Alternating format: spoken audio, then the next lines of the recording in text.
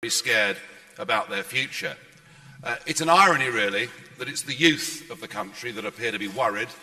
Right across the whole of the European Union, it is the under-30s that are protesting in the streets against undemocratic centralised control and indeed against the euro and virtually everything that emanates from Brussels. In time, I hope that some of these sharp divisions can be healed when people start to realise that actually life outside the European Union is really very exciting and we've got a much better, brighter future being in charge of our own lives. And certainly the stock markets, despite everything George Osborne told us, have rallied very strongly. FTSE is now about 14% higher than it was during its February lows. And I think a great delight to see the number of Commonwealth countries rushing forward in a bidding war to be the first people to sign a free trade deal with an independent United Kingdom. What the country needs is strong leadership. What it needs is direction. What it needs is not business as usual. I'm certain of one thing. I'm certain that the United Kingdom will leave the European Union. We've won that. And in terms of our Parliament and in terms of our courts, that is a great historic victory. What I'm less certain of is what deal is this government going to cut? And we need a new Prime Minister who puts down some pretty clear red lines that we're not going to give in on issues like free movement. And we need a Prime Minister that will not sell us out to what is known as the single market, but effectively a big business protectionist cartel. So we need a vision from our new leader, a vision that shows we're going to engage with the world and turn us into an enterprise economy. And to do that and to achieve that, we need a team of negotiators that include figures from across the political spectrum, which reflects that Brexit vote, and crucially, we need some business people who know not only how the world works, but understand the importance of lobbying industry directly. We need to be lobbying the German car industry, the French wine producers, because next year, both France and Germany have general elections.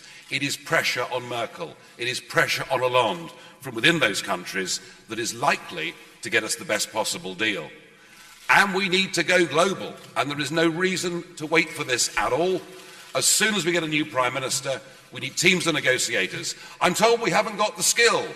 I'm told we haven't got the competence or the expertise within our own civil service, which I suppose is the price you pay when you give away the ability to run your own country. So let's headhunt them. Let's get them in from Singapore or South Korea or Chile or Switzerland or any of these countries who've managed to achieve far more in terms of global trade deals than we have as part of a European Union. So we are now in charge of our own future, and I want us to grab this opportunity with both hands. Now, one of the questions that is being asked is, what of UKIP? What is the future for UKIP after this result? Well, we've clearly established ourselves as the third political force in this country, and this year we've extended our elected representation to the Welsh Assembly and to the London Assembly. And there's no doubt that without us, without the growth in UKIP, there would not have been a referendum. And there's also no doubt that when it came to the ground campaign in this referendum, it was the People's Army of UKIP who were out there delivering the leaflets, putting out the posters, and doing all that work that needed desperately to be done. And I do believe myself that it's UKIP and UKIP's messages that inspired non-voters to go out there and make the difference. Without UKIP, there is no way that the Leave vote would ever have got over the line. So UKIP needs to be strong. We need to be strong and push to try and make sure that this country gets the best possible terms.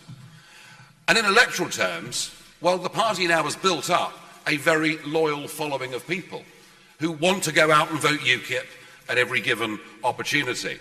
And they see us, our voters, they see us as being the one party that's actually prepared to stand up for ordinary, decent people.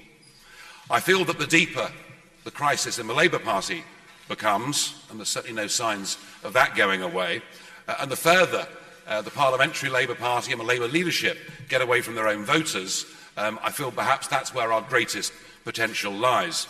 UKIP right now is in a very sound financial position. I do believe we need some reform of its management structures.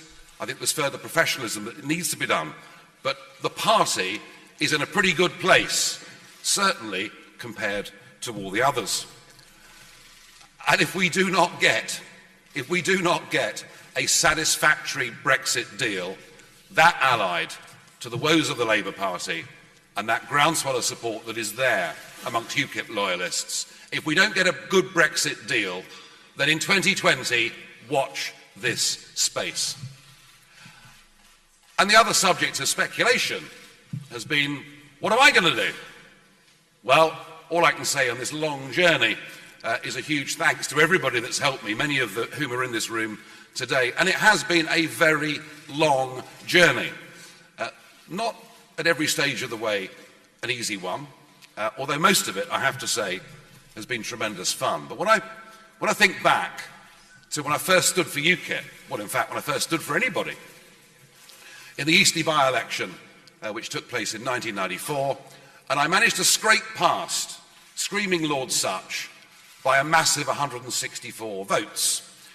And to have gone from that to being part of a national campaign that attracted 17.5 million votes for Brexit says to me that, tough though it's been at times, it has certainly all been worth it.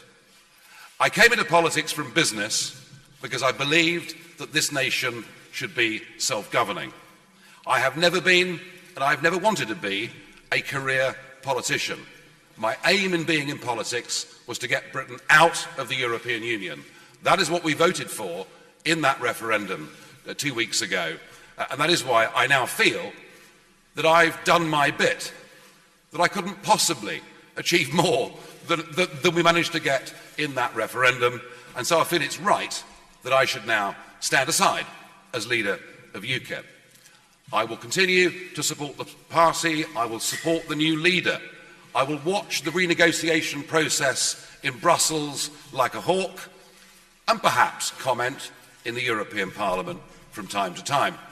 I'm also very keen to help the independence movements that are springing up in other parts of the European Union, because I'm certain of one thing: you haven't seen the last country that wants to